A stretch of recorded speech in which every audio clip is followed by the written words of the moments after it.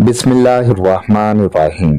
अस्सलाम वालेकुम। टूट पड़ा काफी वावेला किया, मिन्नतें तरले भी कर लिए। उनके दिगर रिश्तेदारों को बीच में डाला तो उन्होंने बताया कि तुमने जिन दस्तावेजात पर दस्तखत किए थे उनकी रूह से तुम्हारा हिस्सा वो तुम्हें दे चुके।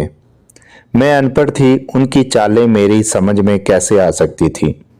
और फिर एक रोज़ बच्चों की आपस की लड़ाई का बहाना करके उन्होंने सुबह ही सुबह बच्चों समेत मुझे घर से निकाल दिया। मेरे शौहर के एक दोस्त इस इलाके से 2-3 किलोमीटर दूर रहते थे। मैंने रिक्शा पकड़ा और उन्हें अपनी आप बीती सुनाने उनके घर जा पहुंची। उनकी बीवी मेरे शौहर के इंतकाल पर घर आई थी और कहा था कि कोई परेशानी हो तो ज़रूर बताना। इसी तसल्ली और आस पर उनके घर गई थी, लेकिन वहां पहुंचकर पता चला कि वो लोग 6 माह पहले कराची शिफ्ट हो गए हैं। ये सुनते ही आंखों तले अंधेरा छा गया। छोटे बच्चों का साथ था, चंद 100 रुपए के सिवा और कुछ नहीं था। बच्चों का पेट खाली था, उन्हें छोले चाट खिलाकर आगे चल पड़ी। कुछ पता नहीं था कि किधर जा रही हूँ। यहाँ तक पहुंची तो बच्चे थक चुके थे। मुझ में भी एक कदम बढ़ाने की सकत ना रही तो एक दीवार का सहारा लेकर बैठ गई। शाम सर पर आ गई, लेकिन मुझ में उठने की हिम्मत नहीं रही थी। बार बार रोना आ रहा था। रात कहाँ और कैसे बसर करूंगी? बच्चों को कब तक भूखा रखूं? वो बेचारे भी बेहद डर गए थे। कभी रोते, कभी खेलने लगते। इसी असना में एक औरत मेरे पास आई और कहा, मैं बहुत देर से तुम्हें अपने घर की खिड़की से देख रही हूँ। शायद तुम लोगों ने सुबह से कुछ खाया पिया भी नहीं है। तुम कहाँ से आई हो? क्या सास ने घर से निकाल दिया है?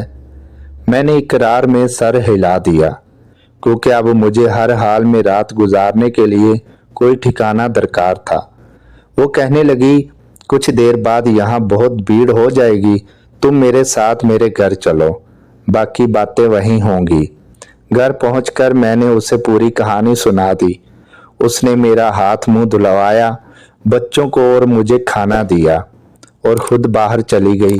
कुछ देर बाद आई तो उसके साथ चंद औरतें भी थीं, जिन्हें वो मेरे बारे में सब कुछ बता चुकी थी। सब ने बारी बारी मुझे गले लगाया, तसल्लियां दी।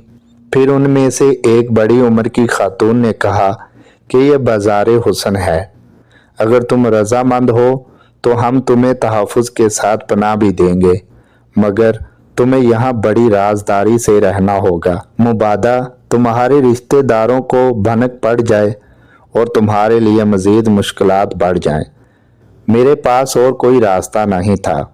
मैंने फौरी तौर पर उनकी पनाह में रहना कबूल कर लिया। उन्होंने मुझे रहने के लिए ना सिर्फ अपने घर के करीब ये खाली घर दिया, बल्कि मेरा सारा खर्चा बर्दाश्त करने की जिम्मेदारी भी ले ली।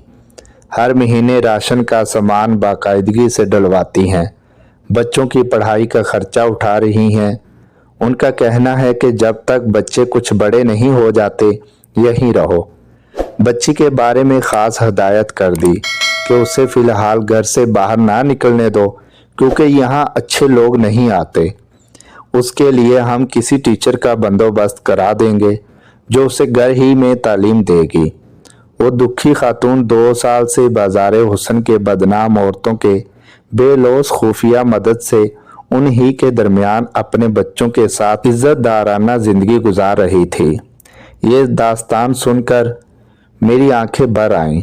मुझे ऐसा लगा कि मैं किसी और ही दुनिया में पहुंच गया हूं। भलाशुबा इस माशरे में ऐसी ख़वातीन भी हैं, दुनिया जिन्हें बदकिरदार कहती है, लेकिन दर हकीकत उनके दिलों में खिदमत इंसानियत का जज्बा कूट कूट कर भरा हुआ है, और इन्हीं जैसे लोगों की वजह से इंसानियत अभी ज़िंदा है। समी वॉइस को सब्सक्राइब करना मत भूलें, लाइक करें, शेयर करें और कमेंट सेक्शन में अपनी राय का इजहार ज़रूर करें।